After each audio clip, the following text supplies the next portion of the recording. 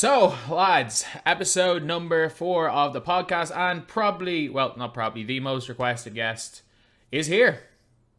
Introduce yourself, for those you don't know. Hey, I am TYDEBO. Most of you guys, I don't know. I don't know what the audience is of your podcast, but yeah, I'm TYDEBO. I play a lot of 2K. Upload videos, not to DBG's level, because he goes crazy. But yeah, I play 2K, and that's kind of what I do.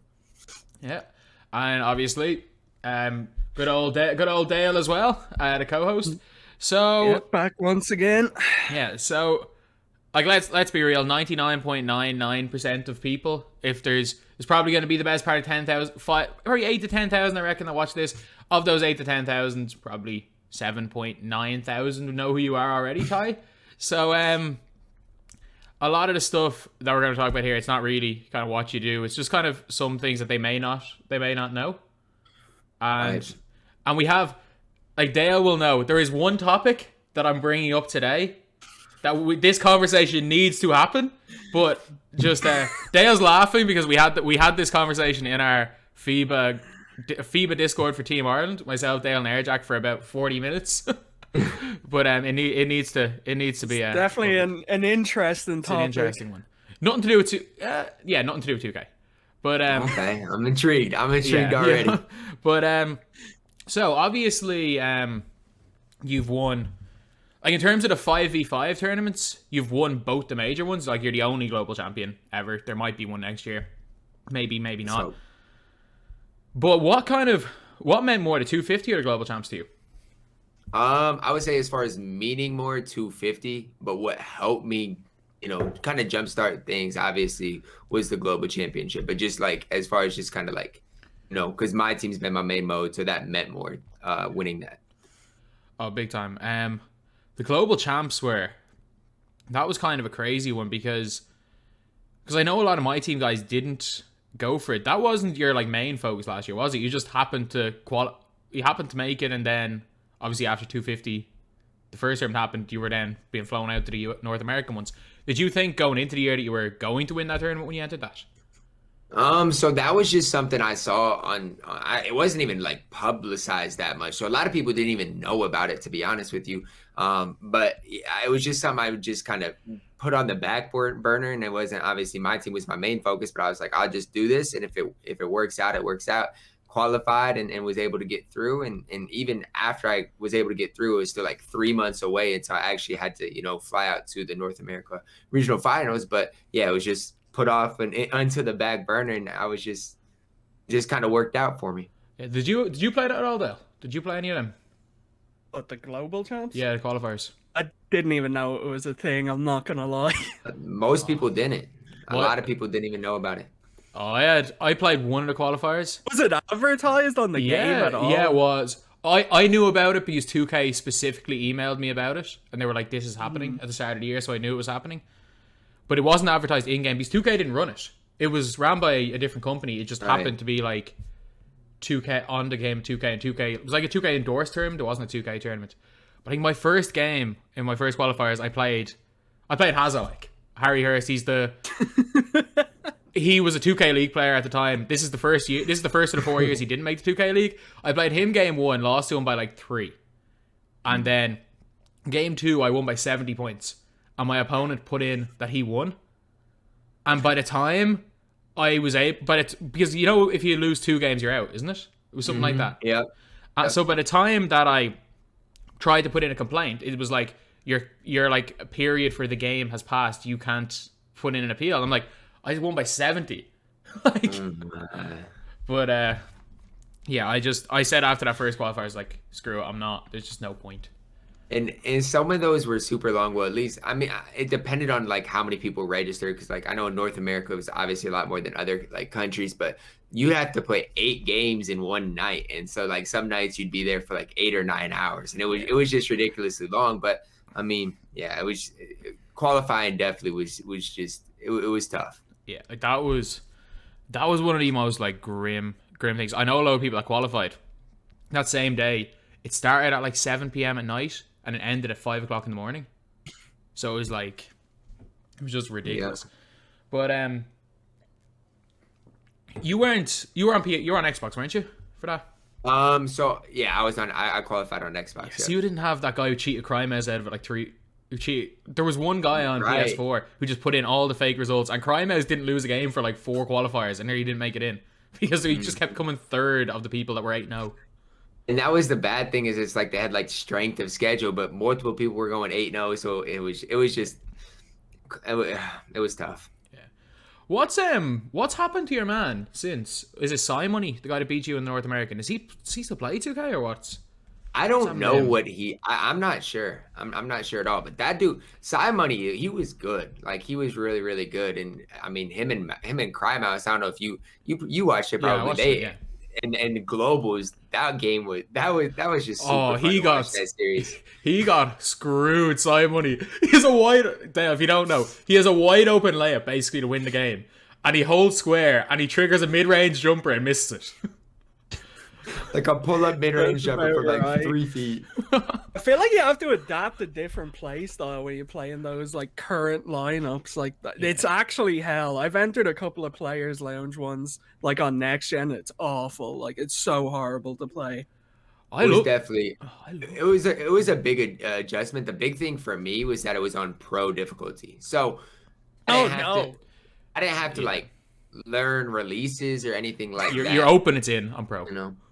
I don't like Hall of Fame on play now though, because I mean then it's just 5 out LeBron or 5 out Giannis, 5 out Ben Simmons. So I don't know. I feel like there needs to be some like in between. But that's how I won the national championship.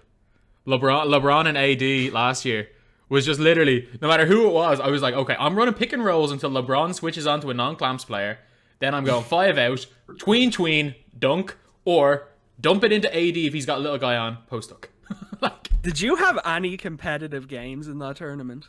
I mean, no. I think like I won the semis by like 30, and these were 3-minute quarter games. I won the semis by 30 and was up 20 in the final. In the third quarter, I was up by 20. I think I was up like 17-5 at halftime or something. It was It was kind of grim. But to be fair, like outside of the two of us and Jack, do you think there are any Irish players that are? Nah. Probably not. They're all on FIFA usually. Yeah. But like, to be fair, Ireland is like a quarter of the size of Iowa. So imagine if you had to play like an Iowa championship in 2K. Right. Like that's what it would. That's the equivalent of me winning the Ireland championship. I mean, it's just kind of crazy to think about though. But I mean, it's still super, super cool though, you know? But. Yeah. To be fair, Basketball Ireland were probably celebrating when I ended up winning. They just want you to win everything. Yeah, I'll be honest. It's the best thing they can say. They get free publicity out of it. Right.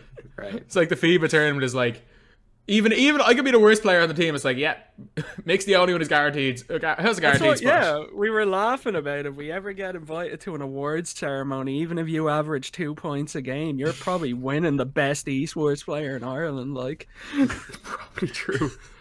But yeah. So for 250 this year, the qualifier system, it had been the same every year.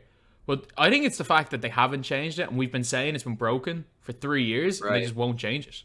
I think that's probably the worst thing about it. Like, did you get screwed once or twice from ours? I got screwed once, and that was just error code wise, and that's the hard part. It's like, you know, some people got error codes 2 or 3 out of the 4 qualifiers, and then if you lose a game or in the last qualifier versus a comp dude, it's over with. And so the qualifier system is, I would say before this year, I felt like normally they'd get, you know, 80% of the best players in, but this year it wasn't even close. Yeah, and I don't think there were really any weak players outside of, like, I think he'd even say it himself, outside of Panda Wings on the PS4 side. Were there any really weak players on Xbox? I'm trying to think through. I don't remember. That Xbox side was hell. That was hell, yeah.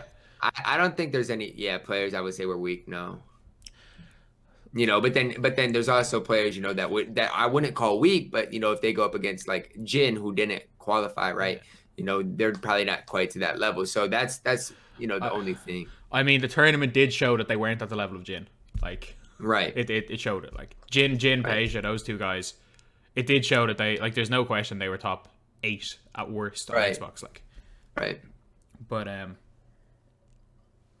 yeah, it was kind of a mad one, and I think they need to stop making Europeans play in the same tournament. They need to stop that. Like, there is no chance in hell that Zeb is better than Vardo, but Zeb beat him by 30 because Vardo was on unplayable delay because they were playing on West servers. Like, right. And I think a big part of it is, I don't know, they have to either fly everybody out to play together. And then another thing is, even for like qualifiers, I would say, like, how many EU people qualified on P4 specifically? A lot, wasn't there? 4. It was 4.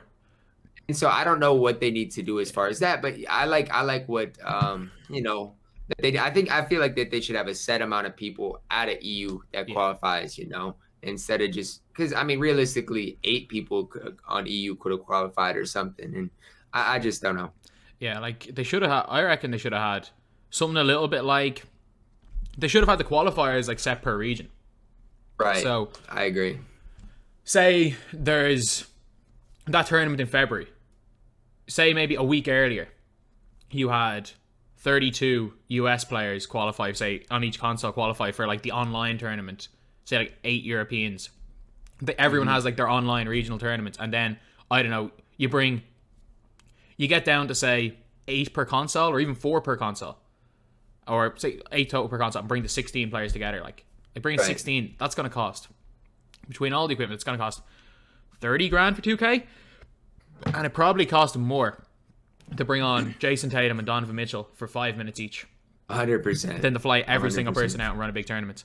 And the fact is that more people tuned in to what more people were watching tuned in to watch Shake and Bake when we had Shake on than tuned in to watch Jason Tatum on 2K stream. It was only when you guys started playing that viewers came in. Like, the viewers were there for you and Splash, not Jason Tatum and Donovan Mitchell. And that's what I was about to say, because in the 2K community, not to say like having those guys aren't cool. I think it would be cooler in person. Like when I was at the Globus, like they brought on Kareem. Like that stuff's cool, but it's like that's not what people are there to watch at the end of the day. Yeah, like and that's one of the things I don't think 2K even realize it. Like they'll blow 5 times the budget of an entire that you could have had an entire, like if 2K had flown every player out, say if they even had less players, they flew all them out for a big tournament on LAN, they averaged 30,000 viewers for the entire stream. Plus you can sell tickets, you know, actually get a crowd involved. Yeah, but they'd rather have the NBA players where they might gain 50 extra viewers. Right.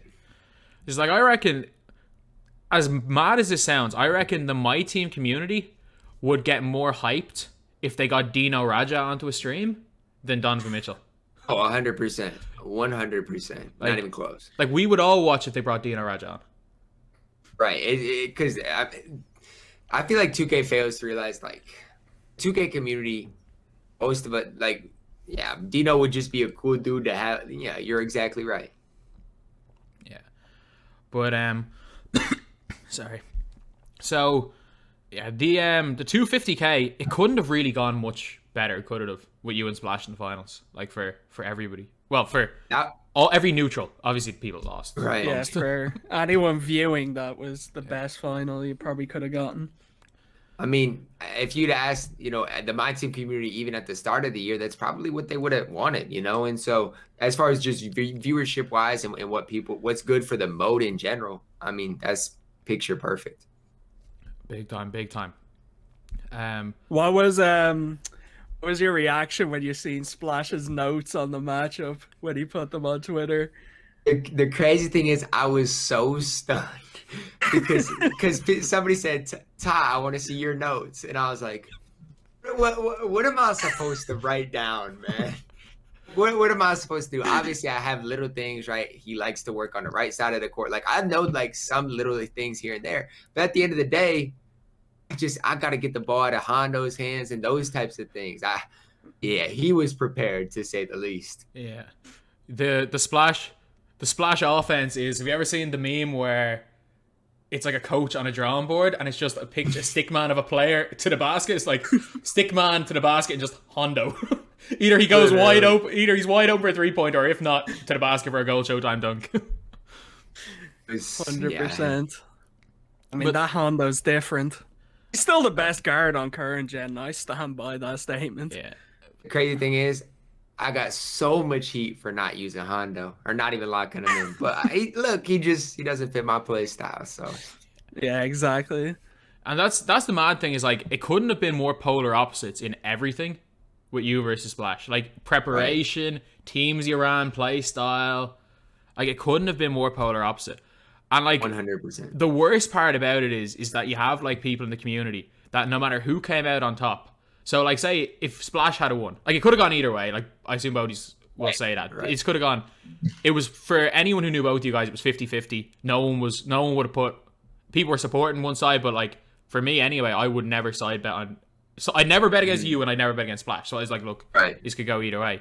But it's like the amount of people I saw were like, oh yeah, it just shows like you can't play this pro-am style in my team. I was like, no. Or they were like, Splash. They were like Splash over like prepared for it all. It's like maybe in hindsight, but it's like if Splash had have hit 2 extra shots and ended up winning 2-0, it would have been the opposite. Being saying, oh, you didn't prepare enough, you didn't take it seriously. And it's like it's weird. Like everyone has a kind of different. Everyone has a different style for the game, and everyone has a different thing that gets them locked in. Like some people are better playing on their first game of the day than they are if they play for 3 hours, and others might need 2 hours to warm up. Like, and like I even remember in preparation, like Splash was on Twitter saying like I've been preparing, like just went to sleep, and it'd be like 6 a.m. and I'm like 2 hours later, I'm getting out of bed, ready to record videos for the day. Like I played maybe 2 or 3 competitive games a day, but it's like for me, if my defense is good, I'm gonna be good. He missed 2 threes in the first game, and I was a little stunned. But like we were all watching. Headband came out.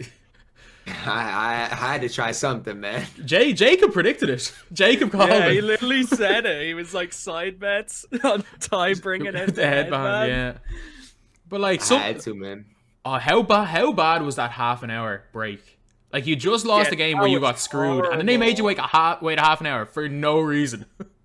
I think the worst part about it is they weren't like communicating anything. So like we were just sitting there like, and we had to be ready to go, but we didn't know, if it would be, 2 minutes, 5 minutes, 10 minutes. So that was the worst part about it is the communication just really wasn't it. They just said, stay ready, Imagine how much easier it could all been if they just either flew them out. No. Like, obviously, flying them out would make it easier. If they just... Because we all know 2K do giveaways and they put cards on people's accounts. If they had just told you, make a new account and we will send you packs. We will put all the cards and all the shoes on your account. You can use your own PS4. You don't have to use a test kit. You don't have to worry about no shot feedback or potential that's on broadcast cam. That whole build-up was just ridiculous. You and Splash haven't ran streams before it. Talking about it. Well, it's just it was so like the biggest problem I had was it was so delayed. Like we got the test kit, I think we got it on Thursday or Friday. I don't remember. And then we were trying to get our hand cam set up the night before, trying to get everything set. I was like, man, I just want to focus on the game. Like I get your sending. Like I literally had 9 boxes in my room of stuff they sent me, and I had to send it all back, and it was a headache. But it is what it is. But I mean, it was not easy. I mean, it was all worth it for that 2 minutes of crotch cam. Did you see that in the game? There was I watched it back, and they literally the hand cams were on for like, I don't know, not at all, basically. Yeah. Or at one stage in the game, they changed the camera to the drive camera, where you couldn't see your greens, you couldn't see anything. We were all just like, what's happening? What's going on in this game right now? The middle of game 1. Everyone was just going into the 2K like channel and just spamming like fix the cameras. Like I don't realize no one wants to watch this like broadcast television style of 2K. Just let me see it. Regular camera, let me see the greens. But it was like I don't want to watch this stuff. They took away the greens as well after the first game. After the first game, we couldn't see shot feedback or anything. We're just like we had to guess by animations if they were greens or not. I think what happened is Splash decided he didn't want to use shot feedback. So they streamed from my point of view, I think, in game 1, and then his point of view in game 2, I think. And so he didn't have shot feedback on. So, really? So yeah, I mean, I think that's what happened. Interesting. That's a really interesting one. I remember I when cannot play without shot feedback. me neither, but supposedly Splash said, well, I never use it on next gen anyway. So like I was freaking out about it because I need it. And like I didn't know if I could get it. Luckily, like last minute they found a way for me to get it. But I was like, it might have been the difference between me winning and not is shot feedback, me figuring that out. But yeah, I don't know. I could never play without it. Yeah, like I just remember the day before was so funny. Like Splash was in freestyle and he's like, my players aren't moving properly. They're not boosting properly. This is day 1 2K. It definitely there's stuff in that stuff. I'm not gonna say everything, but it was not the same. It was not the same. That's all I'm gonna say. It is what it is though. But you know what? Like the games were good anyway. It was a situation where it was a show. There was like between my stream, I think at one stage, Isaac had like 4 point something K. I was on like 12K nearly, and then I can't remember, someone else had like 1,000. So like we were nearly at like 17K on watch parties just for that, which was crazy. Absolutely crazy.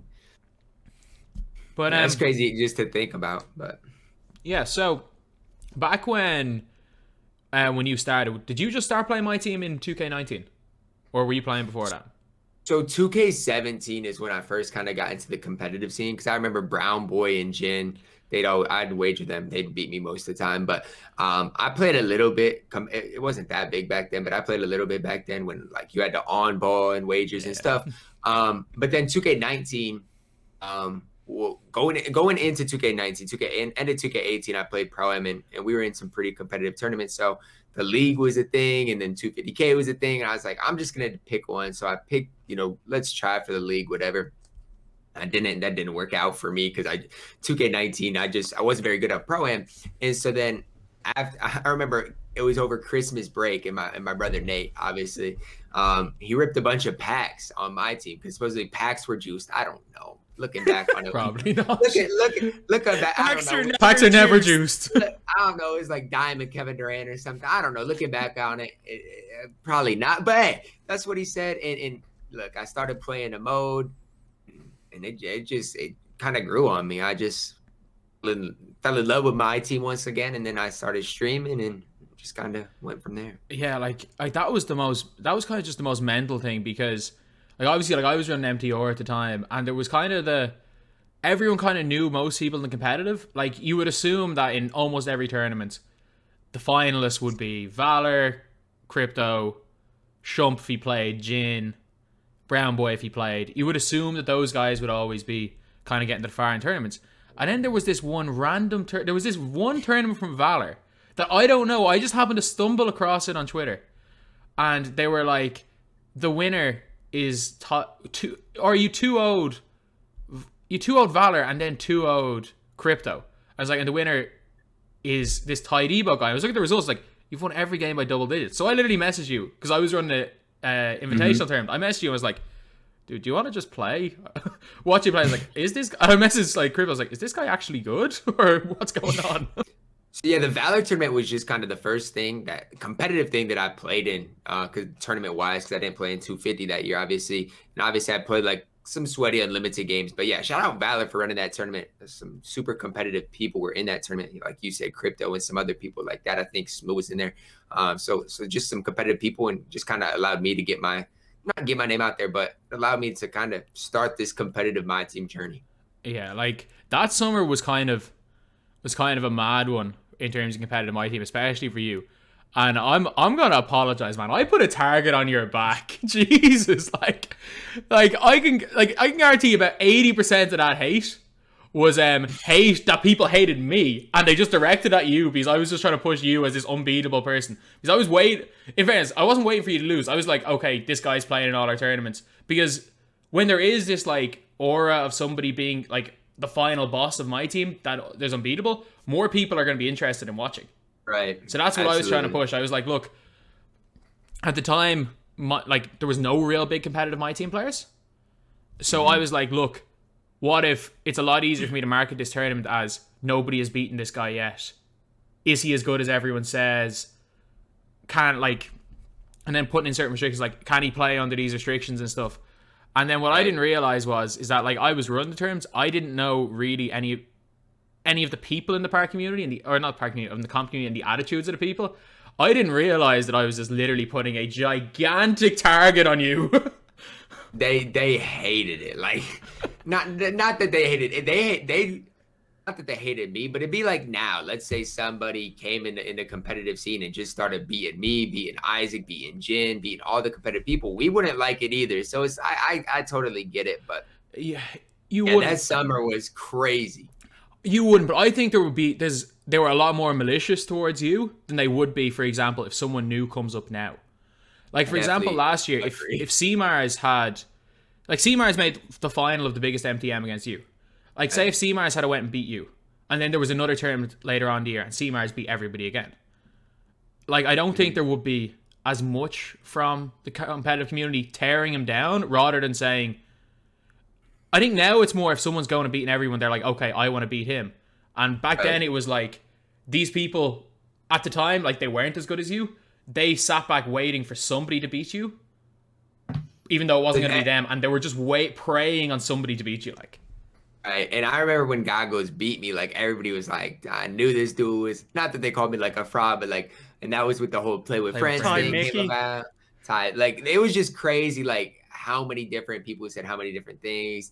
It was just crazy to me, but looking back on it, it was all good in retrospect, because a lot of, like, you know, for me and just kind of building what I have. Yeah, like, to be fair, like, being able to get through that, you have to develop a thick enough skin that nothing else is really... It's... Like, I've never seen anything like it before, and I don't think we'll see anything like it again. Like, the amount of hate. The amount of hate just for no reason. It's like, every time he won, it was a different excuse. It was like, he had Ben Simmons and no one else did. He had the best team. Right. And then it was, he only won because it was player friends. He couldn't beat Goggles on Superstar. Then it was, he's Giannis made. Then it was, oh, he can't play an on-ball, and you won KOK, and it was he only won because he had Giannis. It's like, he won with 5 different restrictions every term, and then it was just a different excuse every time. He won't be good in 20 was another one. Right, and I remember the last tournament, Splash. I played Splash, and he like beat me by 15 in game 1, and then in game 2, I moved Shaq to my backup point guard, and then I got so much hate because I took game 2 and game 3, but I got so much hate for it. It's just, I had fun with it, but man, people just we're crazy. Just kind of touching on the whole unbeatable aura thing. I remember last year you had a record up on your stream of the last time you lost an unlimited game. Can you remember what you ended that at before you actually lost? I know that got crazy high at one point. I remember, I think it was 500 or 600. But it's just crazy to think that I played that many games of unlimited in a month. Like, I mean, we weren't allowed to leave our house. We weren't allowed to leave our houses. We can't forget that. Myself and Dale still aren't, because we live in Ireland, but no one in the world was allowed to leave their houses in April of 2020. It's true. I don't know. I feel like when 12-0s were popping, like, they were popping, like the Glenn Rice month. I don't know. But yeah, that's literally what I lived in, is unlimited. Yeah. Like, that was kind of crazy. But one good thing is that the competitive 2K, maybe because I'm not in any way involved in it, it doesn't seem to be as toxic as it used to be. Right. I don't think it is. And a lot of it, I just feel like, is because not that everybody is like necessarily friends with each other, but I feel like as far as just like respect for each other, like even with me and Splash, you know, no matter who wins it, either one of us knows that we know each other, are really like that. So I just feel like, just from like a respect standpoint, it's not nearly as toxic as it once was. Yeah. I think there's a lot more, maybe not competitive players at your level, but there's a lot more the level like just below you than there used to be. Because it used to be like guys like at your level, Shump's level, would beat everybody by 40 points. And now so many people are now watching competitive MyTEAM, they're learning all the tips, and they're sweating the game nonstop for 7 months. And they're doing that, and they're getting close to that level. So there's just kind of a lot more. And a lot of the guys coming up have watched the likes of you. They watch the likes of Splash, try to emulate that. So it's a little bit different than kind of primitive stages of Sweat MyTEAM. Because like before 2K19, everyone was playing on ball. Like I'm gonna say nobody was good before 2K19. Right. Exactly right. But I feel like the on-ball thing is just kind of changed. Yeah, like you said, 19 was the first. Was that was the first 250K year, right? Yeah. So that maybe that's what changed it. I don't know. Yeah, because it used to be that these every competitive tournament would have their rules, and they would all be on-ball only. So everyone was just used to playing on-ball, but there was no rules in 250K. So everyone figured out some sort of bait defense. But the bait defense at the time was like the most basic bait defense ever. It was like try to leave a passing lane open and jump a passing lane. Not full court press, sending doubles and rotating everywhere around the floor, which is the way it is right now for almost everybody. It's like, I reckon if most of us played our like 2K19 selves, even in 2K19, we'd probably win by 40. Right. I agree. I definitely agree. Because like I think that like the way rotation and baits were, I think that's why in 2K19 no one really knew how to play against you, because your defense was just different. It wasn't just kind of the normal bait, and you were like playing all these mad passing lanes and kind of doing a lot of other stuff like that. And you were just literally pressing turbo and Euro stepping with Giannis. I had a unique play style, to say the least. Yeah. Speed crossover the halfway line to glitch past someone's feet, get to the elbow, right step, left step, layup or dunk. And man, Euro step Giannis, man. Rest in peace. I love that thing, man. He might be the best card in 2K history. That Giannis. That Giannis, he has to be. He legitimately has to be. That dude was unstoppable. There's no way better than Yao Ming. Like, he came out in March though. And I'm not gonna lie. I think in the KOK finals versus Lucker, I might have had 72 with him. I think, if I remember. I don't know. All I know is that Giannis could do it all. Like I remember when I ran a tournament, there was like a salary cap thing, but like rubies were 0, and you would score like 85% of your points with Giannis. Exactly. You don't need nobody else. Yeah. Oh, that was kind of funny back then. So, a bit of a change of topic for a little bit of a break from 2K. Are you going to be watching the Jake Paul fight tonight against Ben Askren? I would not. I'll say this. I might end up watching it, like when I see some stuff on Twitter. But the last I watched was like the Nate Robinson one. Got rocked. Oh, that was bad. That was bad. Anyone who thought Nate Robinson wasn't going to get knocked out knows nothing about fighting. And it's like, Nate Robinson didn't spar anybody. He showed training footage of him punching a bag. It's like, Jake Paul's literally been in like 2 professional fights, is getting knocked out in training every week. You can't even say he's been in, like, technically they're professional fights, but so far he's fought a basketball player and KSI's little brother. I'm not saying that, but like with the Gibb fight, like the training that they've done, he's trained like he's training for a professional fight. He's not. He probably isn't good enough to be like a professional fighter, but he's training like that. Now he's fighting an actual fighter who can't does punch. Not know how to throw a punch. Like, but so we are segueing. This is the topic. We are putting together the 2K community boxing card. What? We are putting the 2K community boxing card. So hypothetically, hypothetical boxing card. This is not going to happen. We're the not hypothetical boxing one. card. So who we think we can knock, and we will be talking about who we think we can hypothetically knock out in the community. Okay, give me I'll start it. So one of you guys give me a name, and I'll tell you guys whether would I fight them, 2 would I knock them out. TYDEBO. Ty, you're the same height as me, aren't you? I'm 6'1", 6'2". So yeah, you might have an arm. You were a quarterback. You might have a bit of power. Quarterback. Yeah, Ty will cock that back. Any experience in fighting? None. Combat sports. What do you weigh? 170. He's really thinking about this. Yeah, I reckon I could take you. Oh, we wouldn't be in the same weight. We wouldn't be in the same weight class. Like I'm like 205. We wouldn't be in the same weight class, but to kind of go about, I would not fight DBG. No. That's his. I wouldn't box a lot of people in the community though, just because of my fighting experience. Ty versus Nate, who wins? Ooh. That's the question I want to know the answer to. I think because I got the reach, I'd have an advantage. But that's a good question. What height is Nate? 6 foot. 6 foot. So you're 6'1", aren't you? 6'1", 6'2", yeah. What's the And wing? What's the wingspan?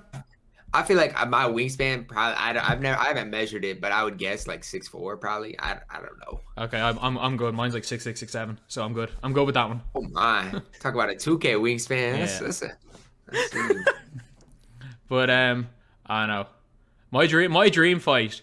If there was any sort of like weird undercard, like 2 hyper on some boxing event, I would speak it into existence to get a DBG versus HDB fight on the undercard. That would be insane. That would be insane. Like I wonder how much power he has because he's a big guy. Like, have you seen pictures of him at the gym? I see some pictures he posts on Twitter. He's a big guy. That would be a really, really interesting one. Because I reckon he has a lot more muscle than I do. But like as a shot putter, with the amount of like explosion and power training, basically punching that I've done, I reckon I still throw the harder punch, but that would be some serious fight. I would pay a lot of money to see that. I ain't gonna see people would like if there's some random investor wants to throw in a lot of money into this fight, I'll gladly do it. Hey, I could go for a 2K boxing event. Like, I'm not gonna lie. Speak it into existence. Speak it into existence, yeah. Oh, there'll be interesting ones like Splash knocking out Carlo round 1. We were discussing that one last night. No, I'm telling you, the people's champ, man. Carlo. Splash. I feel like Carlo put in the work. You really think a good boxing coach? How long do you think Carlo lost with Splash now? 3 seconds. I feel like Carlo's coming out there, you know. You think he's not standing a chance. He dances around the ring for 5 rounds like he's Floyd. Come on, Dale. I'm telling you, man. People be sleeping on Carlo. To be fair, Carlo went from losing by 100 to you to nearly qualifying for 250. Say what you want about Carlo. He's beat some dudes this year in players launch tournaments and stuff too. So there's only 2 versions of Carlo. There's comp Carlo and there's I started playing the game yesterday Carlo. 100%. He's either gonna lose by 100 or he's gonna be close. Right. So true. Because even I think it was last year I played him and he played smart in one of the games, and then the other game he was down 37-2 or something. So, you're exactly right. Yeah. So, okay. So the card we have so far, we got Carlo versus Splash, we got DBG versus HDB, we got Ty versus Nate. All right. Let's get a 5. Let's get a 5 card.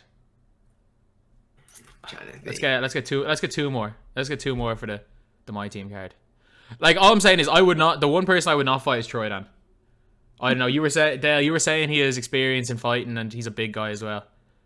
He is a little bit smaller. Like I've stood beside him. He's only about, I reckon, maybe 5'9", 5'10", so he's a bit smaller than me, but the fighting experience is the I mean, in an MMA style tournament, I think Troydan's running the floor. Like, oh yeah, definitely. I don't think anyone's beating him. All right, so boxing's a little bit different though. Yeah, all right, Denver. Who would Denver fight? YBC. Denver YBC. That's a good one. Who are you putting money on? That one. Denver. I'm going Denver as well. Where are you going, Dale? Go YBC, just because you both went Denver. Any reason for that? Denver. I feel like that'd be a scrappy fight, though. You know, I think Denver's got the energy. Wild punches. Denver has energy. I feel like Denver's a dude I wouldn't want to fight just cause of that. Like, I don't know what to expect out of Denver, man. No, one thing I will say about Denver is you can tell he's one of those people that can go to like a different place in their head and channel some like unbelievable energy. Like, how you can do so many 24-hour streams. As he has to, like, after about 10 hours, that's where you're like, look, do I want to end this? I have to push through. And he does this so often. He has to be able to go into that different place in his mind where the only thing that matters is the end goal. Like, there are not many people that I would bet, if training, I wouldn't bet against Denver in that. Denver over YBC, definitely. Who would headline the 2K card, though? It'd be like a Agent Zero. Versus Ronnie. Versus Ronnie. We gotta get Ronnie in the boxing ring, man. Yeah, but like no one in fairness, no one in the MyTEAM community would do that. None of that would make sense. We don't have any real disdain for Ronnie. Sorry. It's true. Like he's done some questionable things, but there's no real. I don't think there's any hatred from most people towards him. No. Well, I feel like, you know who I feel like would be probably a good fighter? I feel like Phantoms has got fight in him. That OVO. dude, yeah.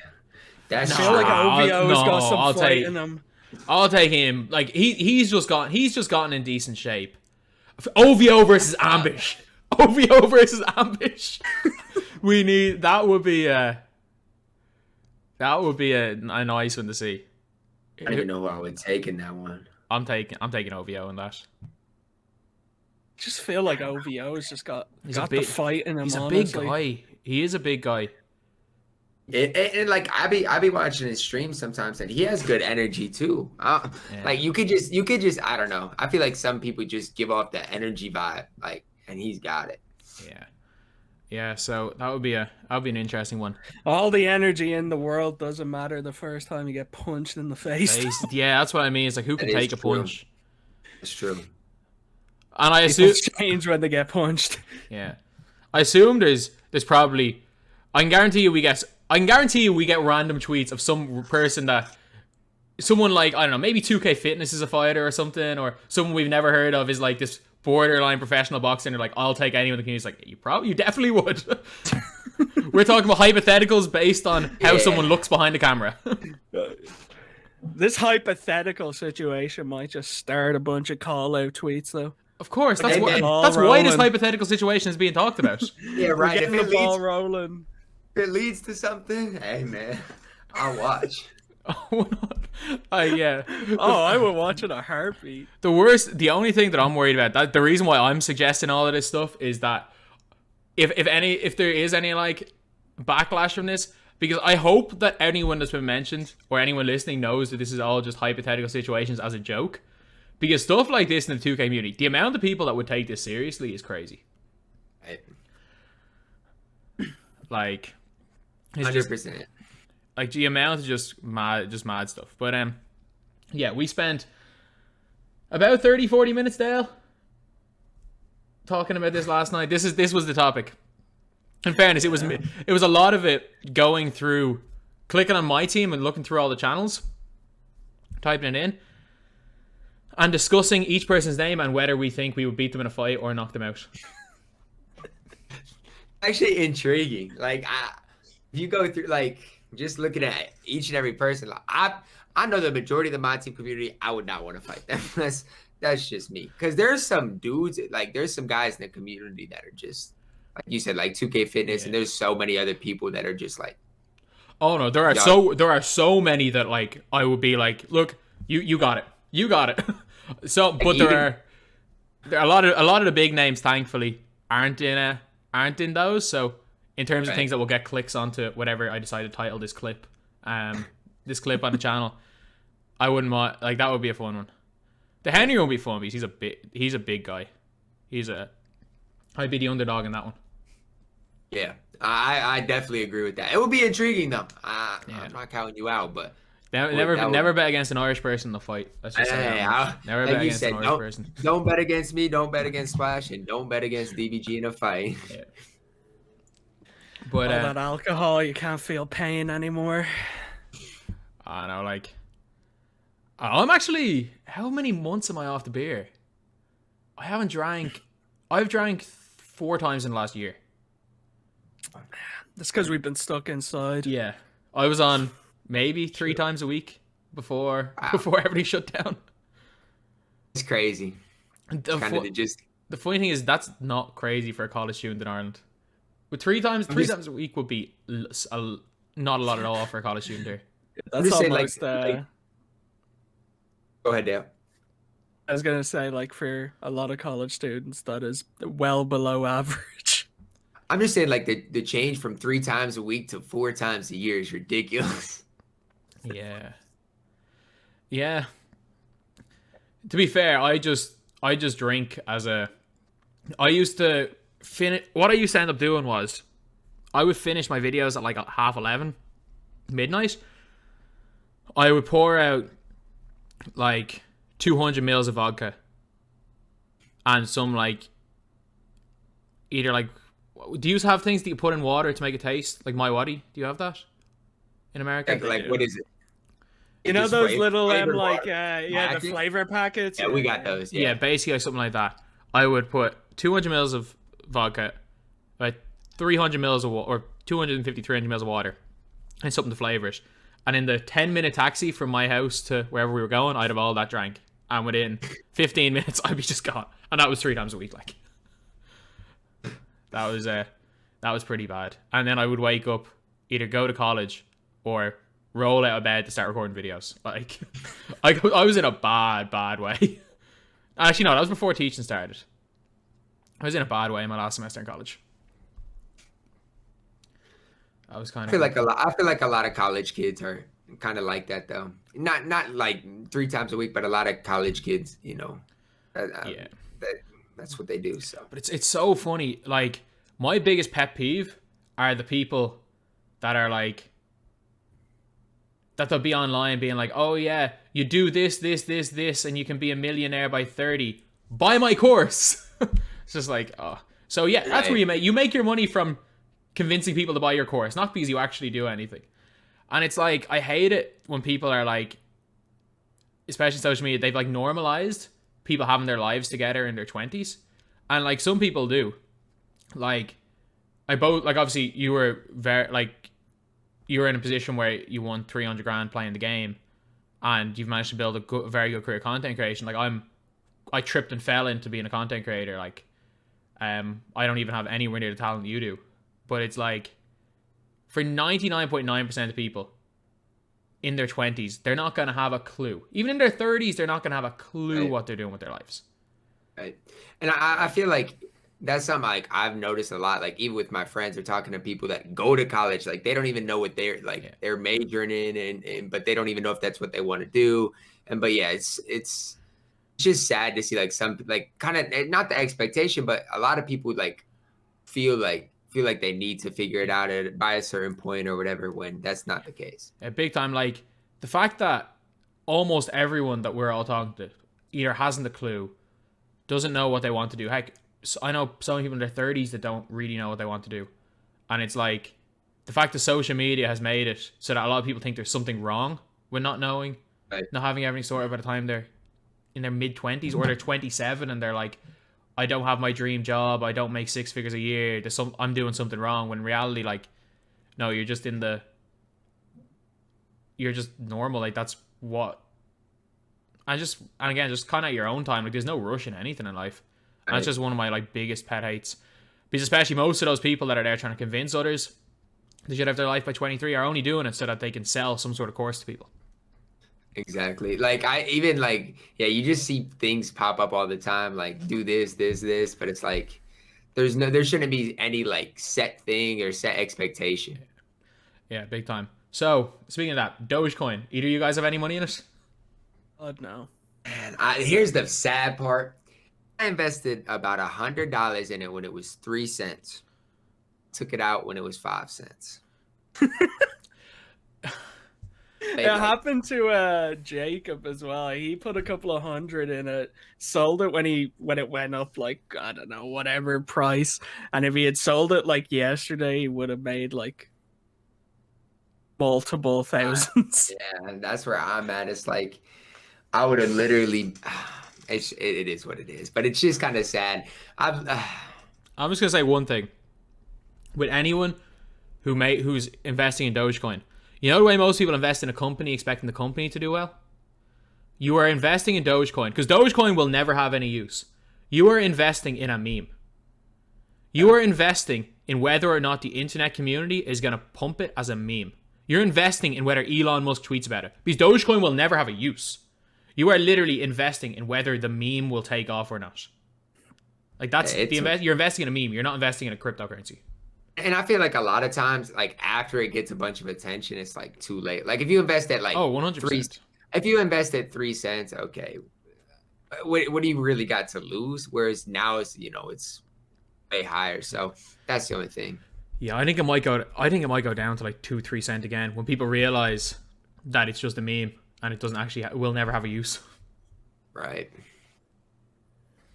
But speaking of investments, how's Top Shot going? Bad. How's that LeBron investment coming along? Let me go check what he's at right now, bro. Like, I like, here's my thing. I like, a lot of people take risks, like Bitcoin, right? People take risks, and that went to the moon. So I was like, you know what? This might go to the moon. My Braun didn't go to the moon, man. About half the value I bought him for, man. You bought it during peak meme.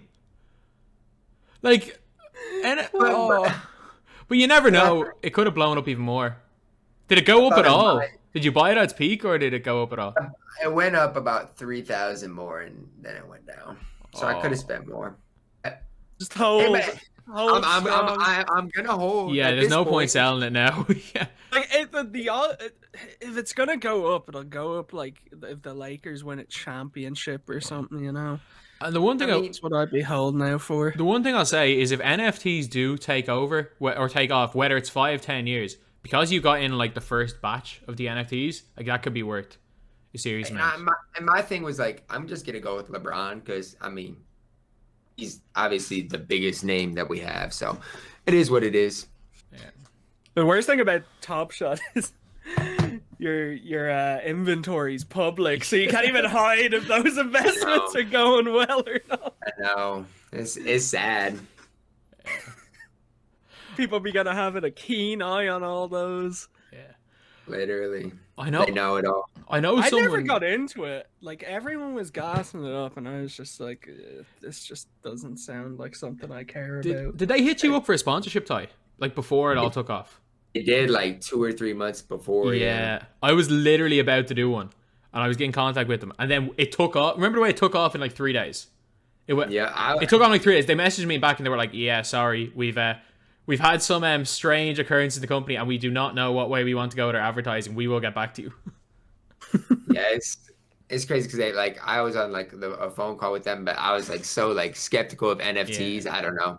I thought it was a fucking scam. Like when I was like reading up about it before this all took off, and they were like this is probably like January maybe. It went about a month before it took off. Like January, yeah. Yeah, like it's probably around a month before it took off.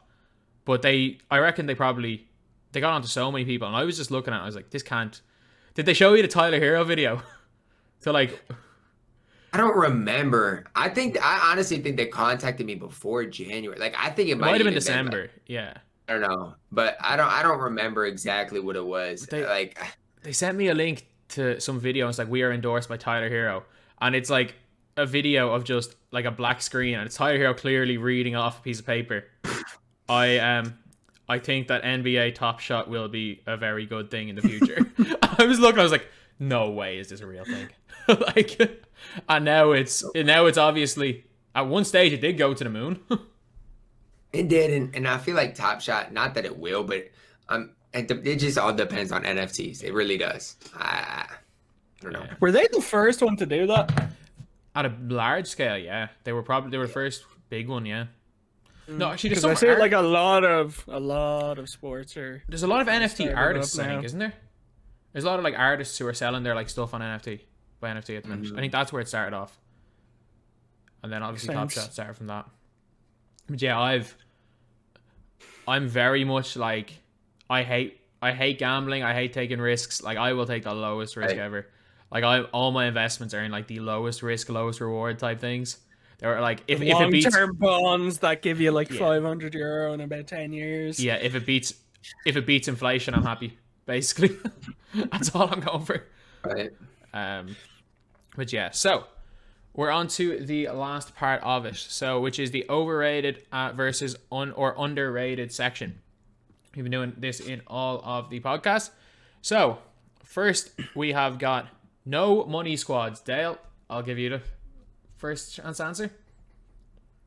Well, they're definitely underrated, like, because I think so many people think you need to spend money on this game to like be good and have a good team, but now like the whole no money spent thing's a lot more popularized lately because everyone like who creates content, has their no money spent series. And I think this is easily the best year of your no money spent as well. Like the amount of free content this year has been absolutely ridiculous.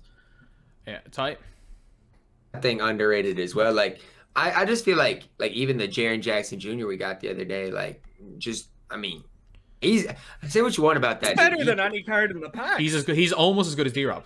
He is. I was about to say that in one of my videos. Now Kareem will probably not, but he's up there, and even like the Clyde we got a while ago. I mean, there's so many opportunities for people who are no money spent. And I do like that just YouTubers do a no money spent series. Obviously, I just like promoting not spending money. So it's weird now that it's like kind of the opposite in FIFA. Like if you're playing like FIFA, it's actually kind of going a little bit towards the way it is in 2K. Like everyone just wants like the new 99 overall card, and you probably see it in gameplays. Nobody cares about the 99 overalls anymore, do they? Really? Not as much. Like no, the free gameplays, the game on gameplays, the free cards do the best. Yeah, like my views are tanking on gameplays for any of like the 99 cards. Like last year I was averaging 40, 50k. This year I'm averaging like 12k. But if I do a free card gameplay, man, it's like 30,000, 40,000 views minimum. It doesn't even the card could suck, and you're still getting 30,000. You're still getting a lot more. I feel like a lot of that has to do with just your channel and the audience you've built too, right? Because I mean, even when you do your worth it vids, you're always most excited about those types of cards too, which is a good thing too. So, but I think this year the mid tier cards are so much closer to the top tier. 100%. And 100%. It's one of those funny ones is that like we now all assume if there's a player that's in packs that we've never heard of that he's going to be a demon. Literally. No, you just know, when that second vault update hits, it's just going to be the best card in the game. Yeah, that's how he. Terry Kermit Ferry. Terry, Danny, like it's genuinely the RNG cards this year are just easily the best cards in the game. That's just another no money spent thing, Yeah, Ferry's mental. Like, no money spent, but a whole lot of time spent. I don't even know if Ferry exists, man. I know. So I play on C-Mars account on PlayStation and tournaments. He's played over 600 games for him too. It's like come back when you hit 900. Come back when you hit 900 on C-Mars account. Oh, the 900 games for Terry Dishinger has to be. Like I thought it was like I actually kind of wanted to go as long as possible without Terry because it was funny. Those videos were so funny. Like say I play like 50 games during the week, but I would play like 50 games. Save all the vaults and have like a mental breakdown on stream that I'm not getting Terry, and I've played so many games, or not stream, on video, and like it's so funny. The amount of comments that think I was serious through all that as well is hilarious. It's like I just feel like again that's just like something like a lot of people we're struggle getting Terry, so they love those types of videos too. But oh, big time. That Terry grind was hell. I played for 18 hours straight to get him. Like just to think, like sleep that night. Obviously, my math isn't exactly right, but I think for Terry it was like 360 games on average. Like that's so much time. Oh, it was just absolutely crazy. But yeah, I milked that for all it was worth. Like, yeah, I was like, okay, I can either get Terry for a gameplay, or I can make about 7 different videos about how I'm taking so much time to not get Terry. Right. But like those videos are funny. It's funny how people take them seriously. Like even the wager type thing that we played. Right.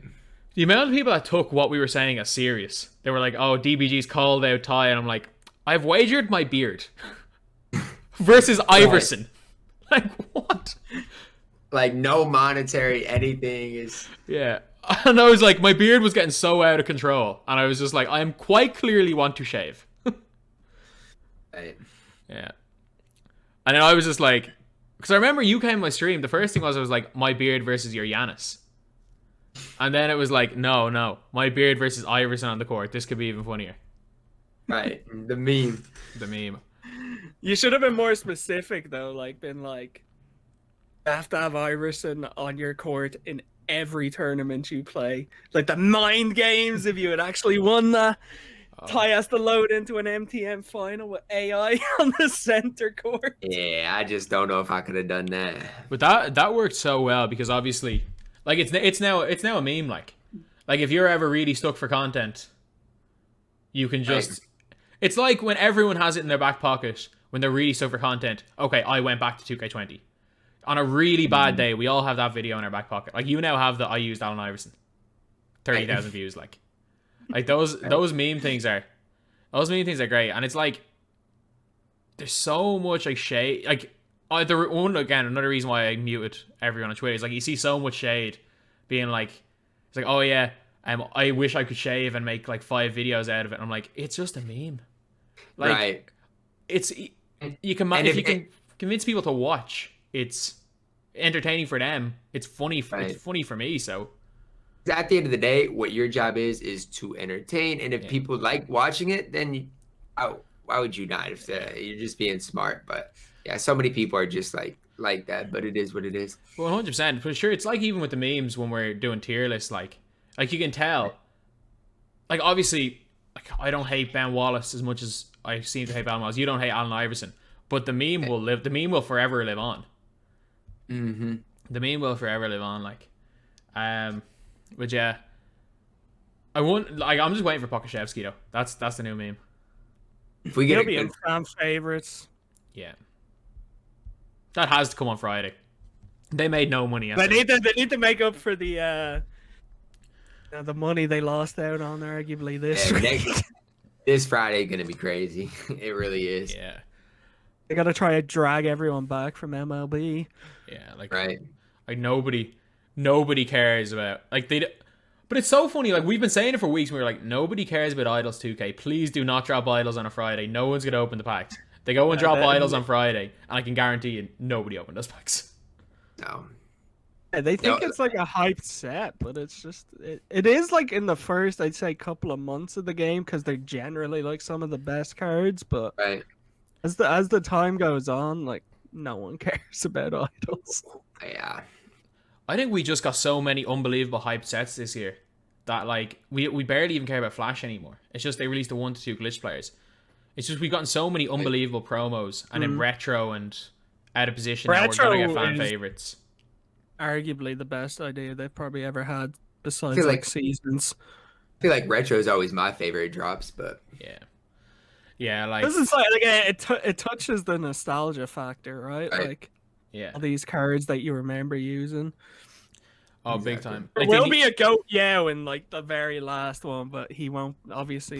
They need to make Curry slide or anything. They need to make 2K19 point guard Giannis as a retro card. They do. There is not one person in the world who did not run that card at point guard.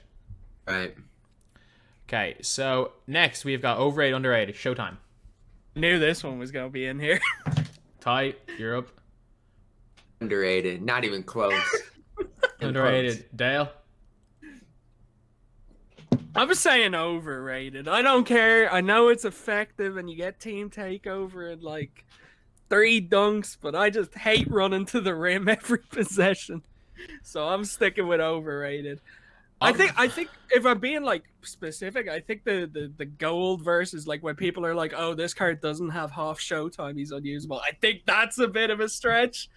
Like, I don't know how much difference half versus gold makes, but when people start saying stuff like that, I'm just like, I don't know if that makes the card unusable.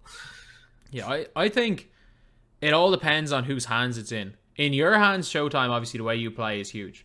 If you're Splash, showtime's huge. Well, when he was playing, because he was getting so many showtime dunks because people were having to double them coming off screens. But, like, I have not been team taked against once playing Unlimited this year. Like, I've not had someone team take on me once this year. Because maybe it's because I play really slow, but nobody's... I think in a competitive setting, maybe, especially when it's 2 of the best players in the world, because you guys, the way you guys play, you don't give up threes. So showtime kind of negates that fact. Like, is something that's kind of something that plays on from that. But in a random unlimited game, the fact is that like 95% of our viewers, not only are they not like competitive players, that like they wouldn't even be like 75% unlimited players win rate. So like the fact that guys that aren't going to ever use Showtime are talking about Showtime like a card's unusable. It's a little bit like guys that they're like, oh yeah, Steady makes a card unusable. It's like, well, you just probably not great. Yes, it's a negative, but like it doesn't. You can still use a card with Steady. But like from your perspective, I would 100% say in a competitive setting, yeah, Hall of Fame Showtime and everybody's kind of important. Right. Okay, so I mean, in a comp setting, like you want all the half badges you can get anyway, but that one definitely helps. But it's funny. And half Heart Crusher. It's funny how different the game is in a competitive setting than an unlimited setting. Even if even if the same two people are playing against each other in a best of 3 series versus if they randomly match up in unlimited, how different the games are going to be like. Right. All right, I've got this one. Pro-Am as practice for my team. Because I know so many Pro-Am guys that are basically, that say because they're Pro-Am guys, they're automatically better at my team than a MyTEAM player. I'll let you go first on this one, Dale. I got to think. I mean, I kind of lean towards underrated because I think to an extent, playing Pro-Am would make you like better at 2K as a whole. I agree. Because you see every defense people can throw at you.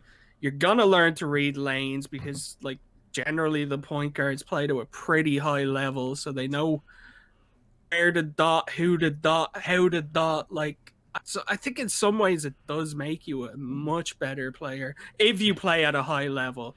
Like, you know, from like us practicing for FIBA, if you just go into that public matchmaking, those people are very bad usually. I'm gonna say it's overrated in a way and underrated in a way. Like, it's underrated as in people that don't know anything about Pro-Am don't realize that a lot of these Pro-Am guys, I get how much the game mode helps, but it's also a bit overrated because I know a lot of Pro-Am guys that think because they're sweats of Pro-Am they don't even need to practice and they could just come over to my team and beat everybody in my team, when that's not really the case. Right. I think for me it's overrated. For me it's 1v, or I shouldn't say 1v1, but Pro-Am compared to the 5v5 modes are different. But if you're a Pro-Am point guard, I think it can be a little underrated. Just because obviously point guards, if you're competitive, there's so much pressure on point guards in Pro-Am. So, you know, if they can handle that, then they'll be able to handle it in my team. Yeah, big time. Sure, even last year, like Definitive and Breezy coming in towards the end of the year, and it was just completely different. So, Zens specifically in my team. I'm going to start. The most overrated thing in the game. Because if you know how to play defense, people are hitting every shot anyway on both gens. Like, on next gen, they're greening everything anyway if you leave them open. And on current gen, they're hitting every white. So for me, Zens are one of the most overrated things ever. Like, a bum isn't going to beat you because they have a Zen, basically. I would say for me, it's overrated in general. But as far as me in 250, it was underrated. My worry for it. But yeah, and it's just for like the normal person, overrated 100%. Yeah. Dale? Yeah, I would go with overrated as well. I mean, people make it also sound like they're rampant in the game. I think I played one Zen user in my team the entire year. I'm on 0. I'm on 0 in unlimited. I played Zen bots. 0 in unlimited, but I played a bunch in triple threat online and I beat him. Yeah, like. Do you have like the person still has to have the understanding for the game for it to even be effective? Like, do you guys have Zen bots on the US servers? Zen bots, yes. They passed the ball 3 times in Zen Center 3. Yes, we have them. Yeah, that was. I remember I used to get all the triple threat rewards because if you ran 3 emeralds, you were basically guaranteed to either come up against someone else using 3 emeralds, and I'm not losing against anyone in Europe in an emerald versus emerald match. And it was either them or Zen bots, and you always beat the Zen bots. I remember when Ruby Kyle Korver went up to like 30k because like all the Zen bots used them or something like that. Yeah. Oh, that's how the MT farmers make their MT, as far as I'm aware. That's how all those coin sites, they literally, because like all a Zen is like allows a controller to run a script. So they will literally put in a certain amount of things in a script that they will win. Like you basically can just constantly enter and play triple threat games using the script. Yeah. People use it for VC farming as well. Yeah, That's just crazy to think about. yeah. But like that's all a Zen is like as long as timing stays consistent, they'll never be able to patch Zens in Right. Pro Am, like, because obviously if players have different timings, you can't do that even if they take out vibration. So it won't be too rampant in my team, but like it's almost impossible to patch Zens. And then we have got reaction videos in my team. Dale. I don't know. I'm gonna lean towards underrated because I quite enjoy watching them. I usually think they're very funny, so like they're highly entertaining. I don't think they're overrated. Ty, I mean, the father of them all. Hey man, it would be a crime if I said overrated. I think I think it's underrated just as it brings something different, you know, and it's just like for people like the like little inside jokes as well, like with Allen Iverson or like Elgin Baylor at the start of the year, and just it is informational too. So Yeah, what do you think, DBG? I'm gonna say so underrated that the fact that the only two of us, the fact that it's only the two of us that are doing them, has almost stunted the growth in the MyTEAM community. Because if you look at any of like the IRL basketball people, like the 2Hype, what they're doing, those people that are playing like these 3v3 basketball things, it's like it's a view loop. So like say I play you, and what like in an ideal situation, 2 or 3 other YouTubers then react to those games. One of them might say something in a reaction, and obviously this is assuming that none of us have any sort of personal beef and we all know this just for content. Someone might say something in a reaction or call out another person in the reaction in it, and it creates kind of a view loop. Like these reactions, it's created a loop between the two of our channels, especially where a vast majority of people that would watch my channel will watch you, will watch your channel, will watch me. And I think that's one huge thing that the MyTEAM community doesn't have is those view loops. Like there should be no reason why, for example, I don't know, say when I played you, that, for example, JD could have reacted to it, or Carlos could have reacted to it, and I don't know. Maybe Carlos could have said, "Oh, DBG's not," or when you only beat him by 2, it's like, "Oh, TYDEBO's not actually that good." Then you could have played him, would have gotten him more views, and then whatever, all this kind of stuff that just it's kind of hard to explain, but you can see it with like what Cash, Flight, and all them are doing when they used to react to everyone's 1v1s. Like that's why that scene has blown up so much for that specific thing. I think it's really stunting my team. Because there's not a lot of that going on. I agree, and it's like, although let's say like you and Carlos have a completely different fan bases. Like, let's say you guys do something like that is interactive, like that would, like you said, just grow the MyTEAM community as a whole. Yeah, and like we'll all like if anyone doesn't realize this in the community, I assume everyone does. Like, well, if one of us grows, we all grow. Like you can see, like whatever people's like spike or like people's peaks are different, but everyone has the same trend up. Everyone gets views in the first week, and then it drops around December. It picks up, and then obviously it's still, it's probably gonna start going up when we start getting like free 99 cards and the GOAT cards and everything later on in the year. But like things like that, I think there's just not even that there's very little collaboration. It's like there are a lot of people that would watch, say, one of our channels, or not even just specifically us, that would watch, say, one MyTEAM channel, and they might not know of any other ones, and it kind of just brings more eyes on everything. So I just hope we see more of that stuff, because even like when you played in the Troydan video, that was like you playing Troydan. It was part for Troydan's content, because it was obviously a great part of the video watching me get destroyed by the 250k champ. Then obviously you made a reaction video, so you were able to make content out of that. I was able to make a reaction video, so that kind of, not only it helped me out because it got me views, it brought me people that might be looking for Troydan, say DBG reacting to Troydan. Also, when you won, the people that might have only been watching me still went to you. If by some crazy reason they don't know who Troydan is, they might have gone to Troy. Things like that. Or sorry, it's Dan, isn't it? His name's Dan, yeah. Like all that kind of stuff. So I think they are severely, severely underrated, and not even specifically reactions, just like because of what reactions can do in terms of creating view loops and creating overlap between the creators that people watch. I think they can be used. They should be used more. So that is it for overrated and underrated. Anything else? Any of you want to say, Dale? Anything you want to ask? I've got none left to add. Me neither. So yeah, that seems to be alright. So we discussed Obviously, 250k, 100k champs, a bit of the old 2k19, the initial era of the competitive scene.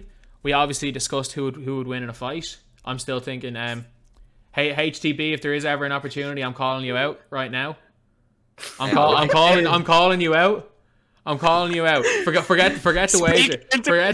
Forget the wager. If there is ever some sort of like 2K type community boxing event, I don't think it's gonna happen. But if there is, I'm speaking into existence, and we're getting on that undercard. But that's gonna be taken. So that's not gonna be taken as a joke as well. That's the worst part about it. And then we went through overrated, underrated. So yeah, huge thank you, Ty, for coming on. And appreciate you joining us, Ty. Yeah, thanks again. Thanks for having me, guys. No bother, and was good to talk to you. So don't really know how to end these. So thank you guys for watching. Please like, comment, and subscribe.